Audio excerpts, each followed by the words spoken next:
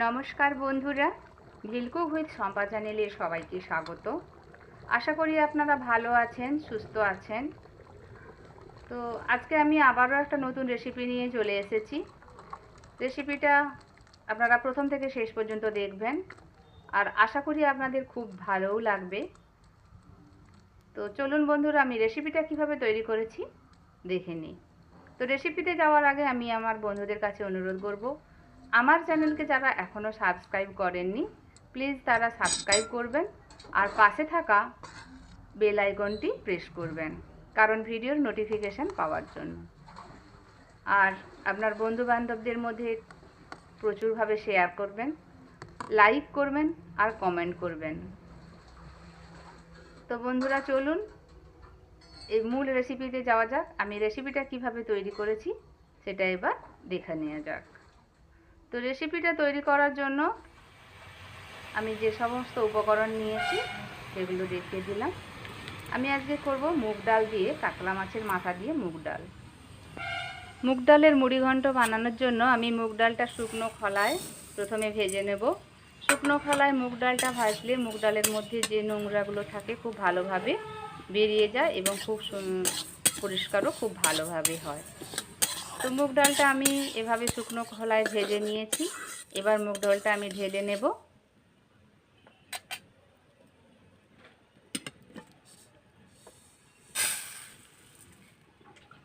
মুগ ডালটা ঢেলে নেওয়ার পর আমি কড়াটা ভালো করে ধুয়ে বসিয়ে দিয়েছি, আর এখানে আমি পরিমাণ মতো জল গরম করতে দিয়ে দেব।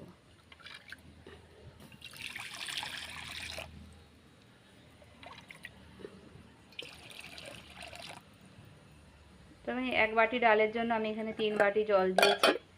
তো জলটা একটু গরম হতে থাক, আমি ততক্ষণে মুগ ডালটা ভালো করে পরিষ্কার করে ধুয়ে নিই। তো এভাবে আমি মুগ ডালটা জল দিয়ে ভালো করে 3-4 বার করে পরিষ্কার করে নেব।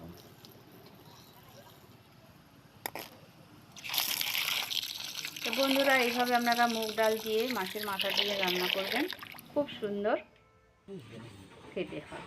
তো মুগ ডালটা ধোয়া হয়ে গেছে। এবার আমি ওই গরম জলের মধ্যে মুগ ডালটা সেদ্ধ করতে বসিয়ে দেব। তো মুগ ডালটা এবার একটু নেড়ে দেব, দেওয়ার পর ভালো করে নেড়ে দেব আর কিছুক্ষণ এবার ফুটতে দেব। তো ওদিকে মুগ ডালটা সেদ্ধ হতে থাক, আর এদিকে আমি কিছু মশলা করে নিই। তো আমি একটা এবার শিলনোড়াতে আদা, কাঁচা লঙ্কা আর রসুন বেটে নেব।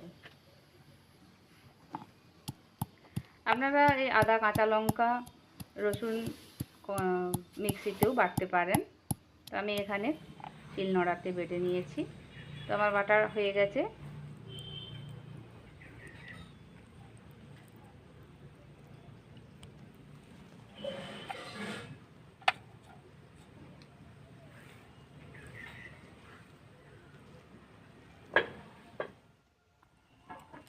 তো মুগ ডালটা এখন হাফ সেদ্ধ হয়েছে। তো এই সময় আমি দিয়ে দেব খুব অল্প পরিমাণে আলু আর পেঁপে। এতে আলু আর পেঁপে দেওয়ার ফলে এর পুষ্টিগুণও অনেকটা বেড়ে যায়। আর দিয়ে দেব পরিমাণ মতো নয়, একটু অল্প হলুদটা দেওয়ার পর আমি এবারে ভালো করে সেদ্ধ করে নেব। তো দেখুন মুগ ডালটা ভালো করে সেদ্ধ হয়ে গেছে। এবার আমি মুগ ডালটা নামিয়ে নেব।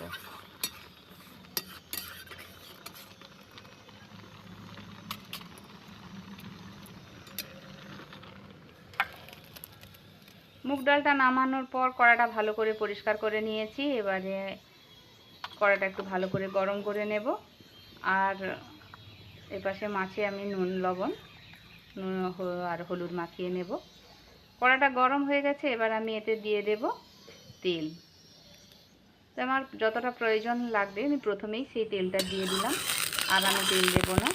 এবার এই তেলটা দেওয়ার পর আমি মাছের মাথাটা গরম হয়ে গেলে মাছের মাথাগুলো ভেজে নেব।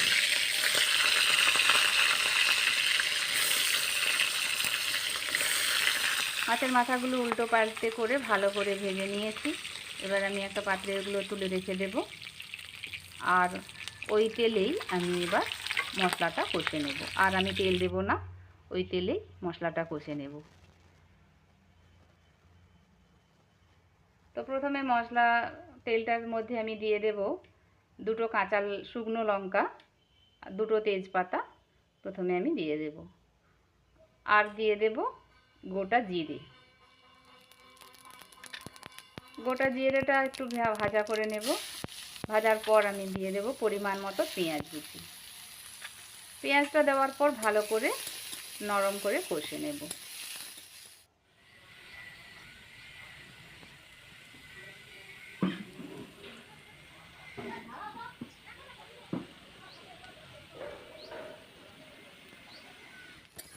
তো বন্ধুরা দেখুন আমার পেঁয়াজটা নরম করে ভাজা হয়ে গেছে।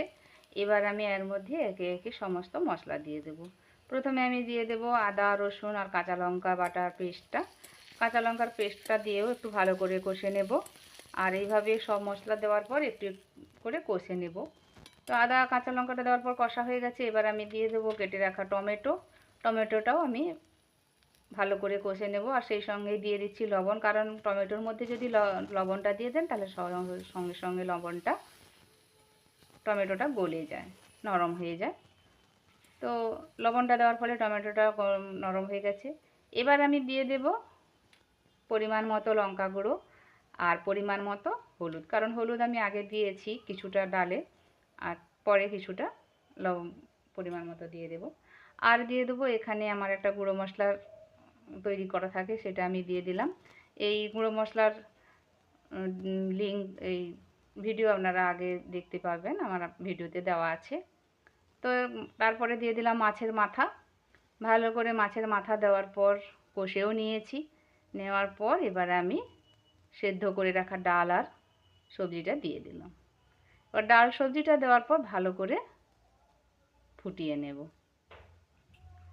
তো এখানে ডাল সবজিটা ফুটে উঠেছে, কিছুটা, পুরোটা ফুটে না, কিছুটা ফুটেছে। এবার আমি দিয়ে দিল কিছু কারি পাতা।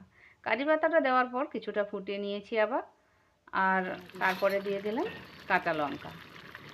আর কাঁচা লঙ্কা দেওয়ার পরও আমি দিয়েছি, কিছুটা ফুটিয়ে নিয়েছি। এরপর একেবারে নামানোর আগে আমি দিয়ে দিলাম 1 চামচ। তো বন্ধুরা, আপনাদের এই রেসিপি যদি আমার ভালো লেগে থাকে প্লিজ বন্ধুদের মধ্যে শেয়ার করবেন, লাইক করবেন, কমেন্ট করবেন। আর আপনারা বাড়িতে অবশ্যই এই রেসিপিটা তৈরি করে খাবেন। সবাই ভালো থাকবেন, সুস্থ থাকবেন। নমস্কার।